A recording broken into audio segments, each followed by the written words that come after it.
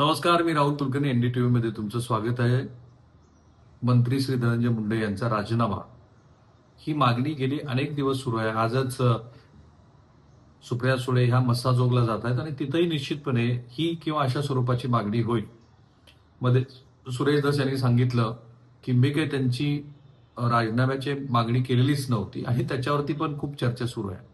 आता काल पुन्हा एकदा जेव्हा नाशिकमध्ये श्री अजित पवार होते तेव्हा माध्यमांनी ह्या संदर्भामध्ये त्यांना प्रश्न विचारले.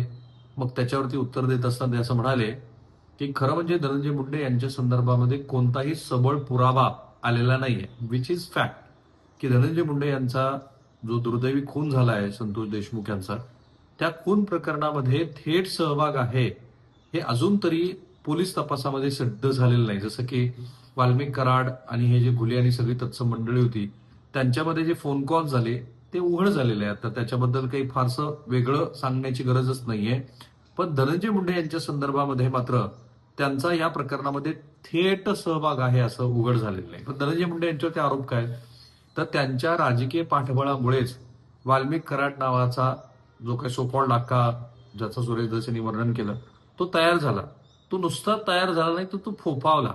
आणि तो नुसताच फोफावला नाही तर तो एका वेगळ्या पातळीवरती स्वतंत्रपणे परळीतल्या राज्यकारभारात स्वतःचाच एक राजा असल्यासारखा वावर त्याचा होता. म्हणजे तो कुठे नव्हता, तो सगळ्या प्रकारच्या गुन्हेगारी कृत्यामध्ये होता. त्यांनी राख चोरली, त्यांनी अनेक गुन्हेगारांना पोसलं, त्यांनी ज्या गुन्हेगारांवरती पोलीस कारवाई होते आहे ती कारवाई रोखली. आणि हे सगळं कशामुळे झालं, तर धनंजय मुंडे यांनी त्यांच्या मंत्रिपदाच्या कार्यकाळामध्ये बीड जिल्ह्याचं एक प्रकारे पालकत्वच ह्या कराडकडे दिलं होतं. आणि त्याच्यानंतर मग एका पाठोपाठ एक गुन्हेगारी विषयक गोष्टी घडल्या आणि त्यातनं दुर्दैवाने संतोष देशमुख यांचा खून झाला. आता ही जबाबदारी एक राज्यकर्ता म्हणून धनंजय मुंडे यांना टाळता येणार नाही अशा पद्धतीचा त्यांच्यावरती आक्षेप आहे, विच इज ट्रू. पण आता त्याच्यामध्ये अजून तरी त्यांचा थेट सहभाग नसल्यामुळं त्यांच्या राजीनाम्यावरती राष्ट्रवादी काँग्रेसमध्ये कितीही वेगवेगळे मतप्रवाह असले तरी अजित पवार यांना त्यांना डिफेंड करावं लागते. पण हे तेच अजित पवार आहेत जे आतापर्यंत एकदा नाही, दोनदा नाही, तीनदा वेगवेगळ्या पद्धतीने हे सूचित करतायत की त्यांच्यावरती 70,000 कोटी रुपयाच्या कथित सिंचन घोटाळ्याचे जे आरोप झाले, कथित यासाठी की नंतर काय झालं ते महाराष्ट्राने बघितलं, तर त्या आरोपाच्या पाठोपाठ त्यांनी राजीनामा दिला आणि काही काळ ते सत्तेपासून दूर राहिले. अर्थात ते फार काळ सत्तेपासून दूर राहिले नाहीत. त्यांचे काकाच एवढे पॉवरफुल होते की त्यांना सत्तेत परत आणलं अशी तेव्हाही चर्चा होती. पण ते पुन्हा एकदा उपमुख्यमंत्री वगैरे झाले. पण हे ते सतत सांगतायत की माझ्यावरती आरोप झाले तर मी लगेच राजीनामा दिला. नाशिकमध्ये त्यांनी तसंच सांगितलं आणि मग पुन्हा माध्यमात चर्चा सुरू झाली की श्री धनंजय मुंडे यांच्या अनुषंगाने जे अजित पवार बोलले हा एक प्रकारे धनंजय मुंडे यांनाच मेसेज आहे का, भलेही आधी त्यांनी पाठराखण केली असेल तरी. आणि म्हणून ह्या प्रकरणामध्ये एकूण 3 वेगवेगळे कोण आहेत. स्वतः धनंजय मुंडे यांचा एक कोण आहे, अजित पवार यांचा एक कोण आहे आणि भारतीय जनता पार्टीचा एक कोण आहे. आधी आपण सुरुवात भारतीय जनता पार्टीपासून करू. भारतीय जनता पार्टीच्या कोण असण्यामध्ये त्याच्यात पण 2 उपविभाग आहेत. एक श्री राज्याचे मुख्यमंत्री असलेले त्यांचं आणि धनंजय मुंडे यांचं जे वैयक्तिक इक्वेशन आहे ते इक्वेशनचे बरेच धागेदोरे आहे असं म्हणतात. म्हणजे फडणवीस यांनी पंकजा मुंडे यांना जेव्हा त्या ग्रामविकास मंत्री होत्या तेव्हा आणि परळीतनं एक मोठं राजकीय नेतृत्व पुढे येत आहे असं वाटत होतं तेव्हा धनंजय मुंडे यांचा कथित राजकीय वापर केला असं म्हणतात. कारण त्यांच्या नगरपालिकेला खूप बळ दिलं वगैरे वगैरे.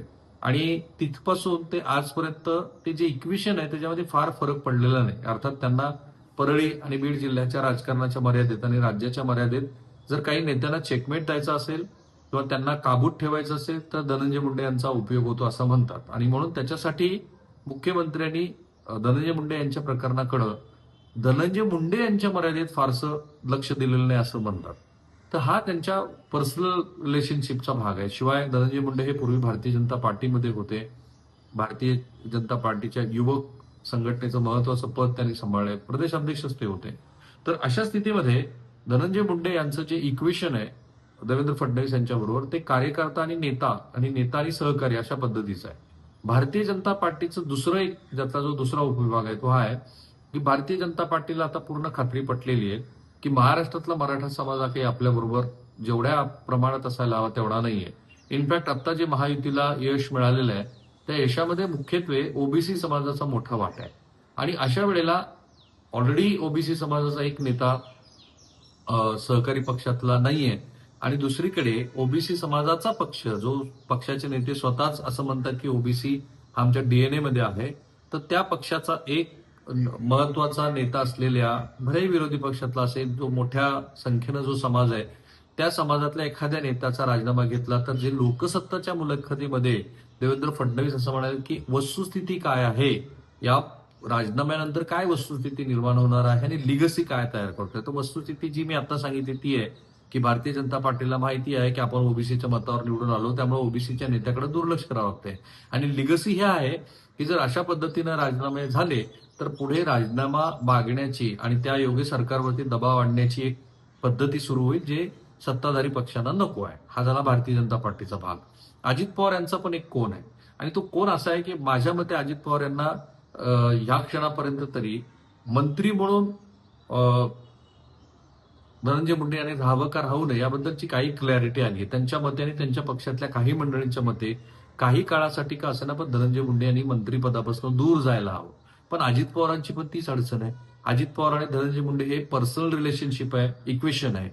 ते इक्वेशन मध्ये अजित पवारांनी पक्षाच्या वेगळी भूमिका घ्यावी शरद पवारांच्या पेक्षा, ती भूमिका घेण्यामध्ये धनंजय मुंडे यांनी मोठा वाटा उचलला असं म्हणतात. तो 70 तासांचा जो शपथविधी आहे त्याच्याही मध्ये धनंजय मुंडे यांचं कॉन्ट्रीब्युशन मोठं होतं. तर अशा वेळेला ते जे वैयक्तिक इक्वेशन आहे त्या इक्वेशन बरोबरच आता पुन्हा एकदा जेव्हा छगन भुजबळ यांना मंत्रिपद दिलेलं नाही आणि छगन भुजबळांची नाराजी कशी दूर करावी याचं उत्तर अजून पक्षाला सापडलेलं नाही, तर त्यावेळेला पुन्हा धनंजय मुंडे यांचा राजीनामा घेऊन जो एक मोठा समाज थोडा का नाही 288 पैकी जवळपास 50-55 विधानसभा मतदारसंघामध्ये वंजारी समाजाची मतं महत्वाची आहेत, काही मतदारसंघामध्ये तर निर्णायक आहेत.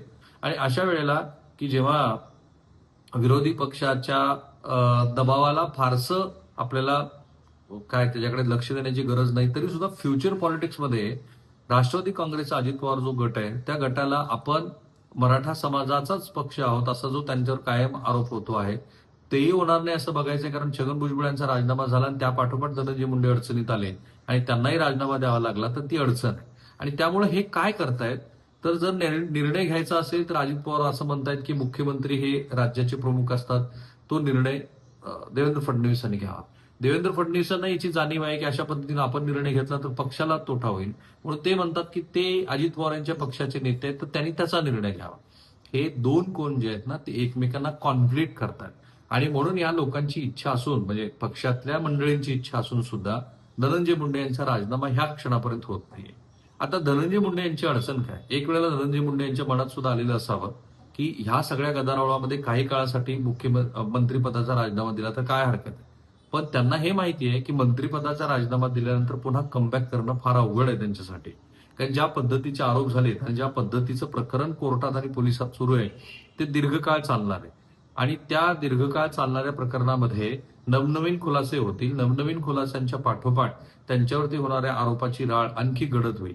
आणि अशा वेळेला जर त्यांनी राजीनामा दिला तर त्या राजीनाम्यानंतर त्यांना पुन्हा राज्याच्या राजकारणामध्ये सक्रिय होऊन पुन्हा स्वतःकडे मंत्रिपद घेणं वगैरे ह्या गोष्टी आत्ता ज्या आहेत त्यापेक्षा अधिक कठीण होणार. विशेषतः त्यांच्या वैयक्तिक आयुष्यामध्ये जे सुरू आहे ते प्रकरण सुद्धा इतक्यात थांबणार नाही.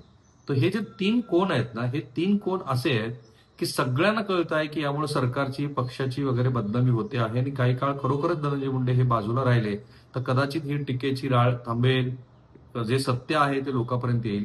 परंतु हे जे 3 कोण आहेत ते परस्पर विरोधी असल्यामुळं धनंजय मुंडे यांचा राजीनामाही होत नाही आणि तो होत नाहीये तर तो आपल्यामुळे होत नाही हे दाखवण्याची संधी श्री देवेंद्र फडणवीस आणि श्री अजित पवार हेही सोडत नाही. अन्यथा मी माझ्यावरती भ्रष्टाचाराचे आरोप झाले आणि लोगोलोग राजीनामा दिला हे आता सांगण्याची अजित पवार यांना काय गरज होती. तो थांबूया आपण इथे. पुन्हा तेच आमचं आव्हान आहे, आमचं युट्यूब चॅनल सबस्क्राईब करा, बेल आयकॉन दाबा, अधिकात अधिक लोकांपर्यंत हे व्हिडिओ जाऊ द्या. आणि महत्वाची गोष्ट हीच आहे की हे व्हिडिओ शेवटपर्यंत बघा, कारण तुम्ही जोपर्यंत हे व्हिडिओ शेवटपर्यंत पाहणार नाहीत तर आम्हाला काय म्हणायचं हे तुम्हाला कसं कळणार. थांबूया.